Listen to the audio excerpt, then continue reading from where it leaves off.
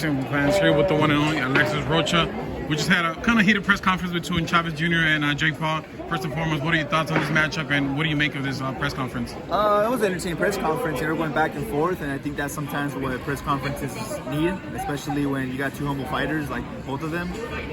It's always entertaining when people talk trash like that. Mix it up, and hopefully they could deliver fight night. But I think it's going to be a good scrap. If Chavez Jr. comes prepared, I think he can give Jake Paul problems. But if he doesn't, I think Jake Paul has probably the dedication to possibly beat him.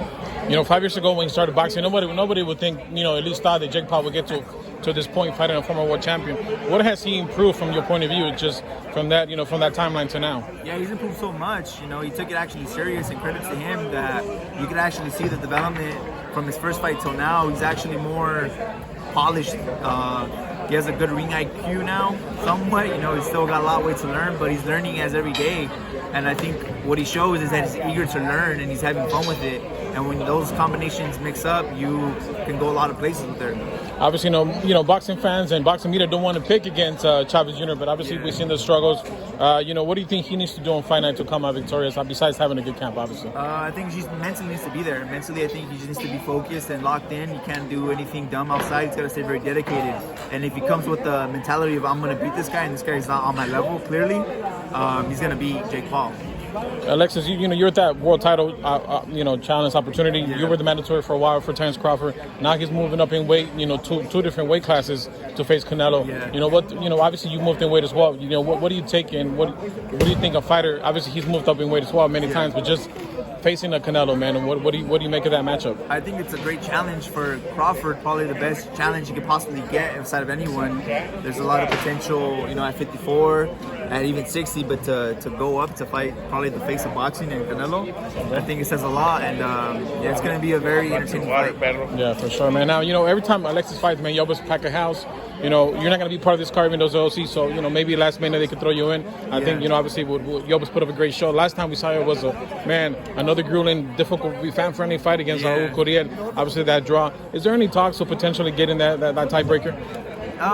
No talks as of right now. There's really nothing for me right now. Unfortunately, I was going to headline the April 19th card, but I got injured, so I'm still kind of recovering from that injury a little bit. Yeah, okay. So that's why I've been a little bit active off, you know, Instagram and kind of off the boxing world. So once I let my body gets healthy, then I can start thinking about those fights, because that's all I think about, because I'm a fighter, you know, but there's really no say right now. Obviously, you know, a lot of fighters, you know, they have we just saw Ramon Cardenas, who's a Lyft driver, put up a great fight against Inoue, man. What do you make of, you know, sometimes, you know, fighters having that double life. You got to be a fighter, you got to go to school, you got to work, and you got to train. Yeah, and unfortunately, sometimes when you don't have that big pedigree, like as far as a big promoter behind you in your career, you know, it's going to be a lot harder. So like those paychecks that you're fighting 4, 6, 8 rounds, they're not doing it. Even 10 rounds, they're not doing it. So my credit to Cardenas, because, you know, he had to pick up another section shift of Lyft or Uber, what he was doing, and, you know, he has to get a stable income to keep coming forward. And, you know, I'm very happy for the guy. You know, I think he won that night.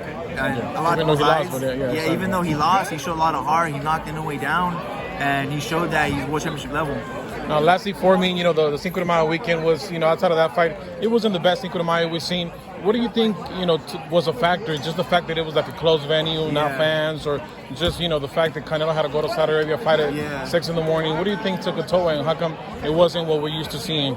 I mean, the fights didn't really deliver, to be honest. They were kind of snooze fest, and that just kind of stylistically how like the fights were with fighters. They kind of, once they played safe, but their styles kind of mixed up and it didn't entwine with a fan-friendly fight. So I think what people need is an audience too, because there was only selected people for the Saudi Arabia card, and certain people for the Times Square card. So they need more people to actually perform and hear those chants and, you know, hear the crowd to give them the adrenaline going on. Yeah, for sure. Lastly, man, you know, where can the Filipino boxing fans, you know, keep up with Alexis ROCHA? Obviously, you know, you were going to headline April 19th. Now we'll see what's next for you. But obviously, you always, you know, have a lot of fans and a growing fan base. I appreciate that. You know, I'm climbing up the ladder. I still believe I'm becoming a world champion. And, you know, sky's the limit. But, you know, you guys can follow me, ALEXIS ROCHA 777 on Instagram. And just stay tuned in for more. There we go, 777. So, Alexis, always a pleasure. Thank you so much. Thank you.